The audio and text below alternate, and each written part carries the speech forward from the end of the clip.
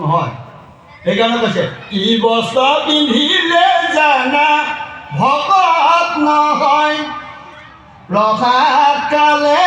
জানা বৈষ্ণৱ নহয় তেজিব লাগিব জানা কামনা বাসনা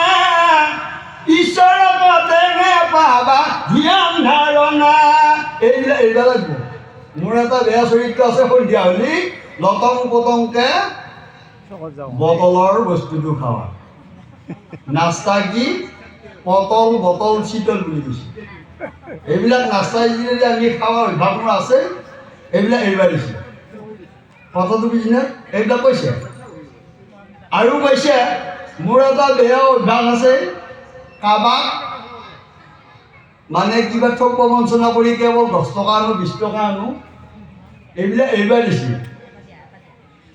ভাগৱত ধৰ্মদেৱসকল আমি কোৱা কথা কোৱা নাই এই ইতি ক'লে ভক্তিহীনৰে যত কৰ্ম কৰে সকলো বিফল হয় যদি সেইবিলাক আছে এনেকুৱা 3খান গামোচা দীঘল ৰঙা ফুটা এইবিলাক মাৰি ভাগৱত গলি ছিঙি দিব পাৰি লাভ নহয় এই মাত্ৰ ডাইৰেক্ট কৈছে বিনে ফল নধৰা যদি সেইবিলাক মোৰ আছে তেতিয়াহ'লে ইয়াত খালো গালো খোলাগুটি কাম খালো গালো খোলাগুটি কাম অৰ্থই একো নাই মানে বেলেঞ্চ জিৰ' গতিকে আমি যদি চাওঁ বেলেঞ্চ জিৰ' এইবিলাক ভাগৱতে সম্পূৰ্ণ আমাক কৈছে আৰু কৈছে হেন কৃষ্ণ দেৱ পৰি কৰো সেৱা সুমংগল কীৰ্তিজাৰ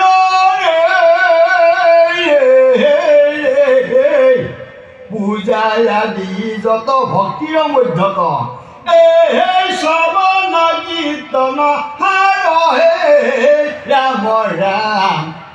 ৰাম ৰাম হে ৰাম ৰাম শ্ৰেষ্ঠ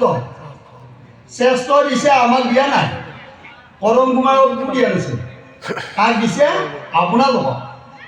আপোনালোকে যদি ঠিক মনে শুনছি আজি কি গালাৱে এইখিনি কথাকে আকৌ আমি যদি কালি পৰহি নহয়নে বাৰু চৰ্চা কৰোঁ বৰ সুন্দৰ কথা কৈছে ঘৰখনত এনেকুৱা এনেকুৱা হ'ব লাগে সেনেকুৱা এনেকুৱা হ'ব লাগে নহয়নে বাৰু ভকত সজন আহিলে ঘৰখনত সেৱা শুশ্ৰূষা কৰিব লাগে বিমুখ হৈ যাব নালাগে এতিয়া আমাৰ ভকত আহিলে কোনোবা আহিছে কণক আছা নগৈ আমি আহিছিলোঁ নাস্তা দি চাহ খায় এই শুনছা এই কুলেন এটা চাহ আহিছে কাপ প্লেট কিনিকা খাই দিব কাপ প্লেট কিনিকা খাই দিব খাম বুলি আহিছে নেকি বহিছোঁ কাৰণে কুলেন এটা চাহ বা মোহন নেদি কিন্তু আমাক নুকুলেও হৈ থাকে ঘৰটো বুজেনে এইটো আমাৰ হ'ব নালাগে পোনতে এইবিলাক খায় যদি সেইবিলাক মোৰ কপটতা আছে তেতিয়াহ'লে 3খান কাপোৰ উলিও লাভ নাই এই গপ কৰিছে ঘৰটো বুজি নাপাব এইবিলাকে বেলেগ নাই ভাগৱত ধৰ্মই হৈছে সেইটো আৰু কৈছে কথা শ্ৰৱণৰ নাম কীৰ্তনৰ অসমান নাহিকে মান এই ভক্তিকে পৰম শুদ্ধ নিৰূপম অপগতি দেখাও প্ৰমাণ হৰিয়ে ৰাম গোসাঁই হৰিয়ে ৰাম ৰাম গতিকে এই ভক্তিৰ যিটো নেকি শুদ্ধ পথ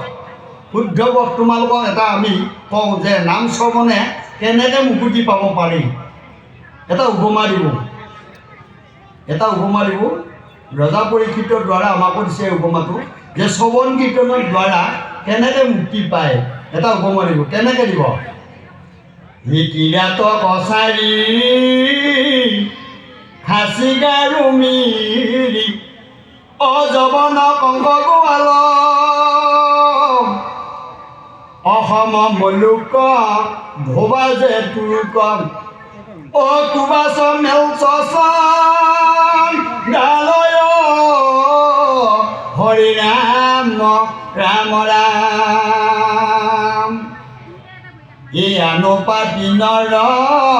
কৃষ্ণ সেৱকৰ সংগত পবিত্ৰ হয় এই ভকতি লভিয়া সংসাৰ তৰিয়া অবৈধ কেশ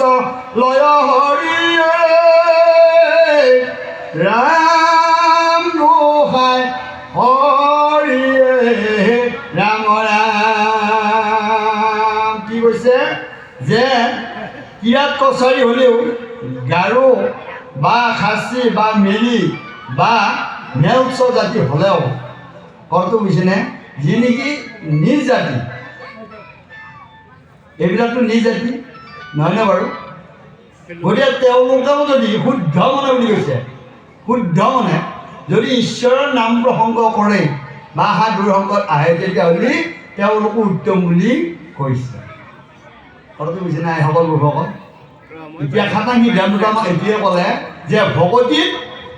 জাতি পৰ তিৰিমুনি সুখীয়া দুখীয়া নহয়নে বাৰু প্ৰভু? এইবিলাক একো নাই। খাটাং সিদ্ধান্ত আমাক বিলাক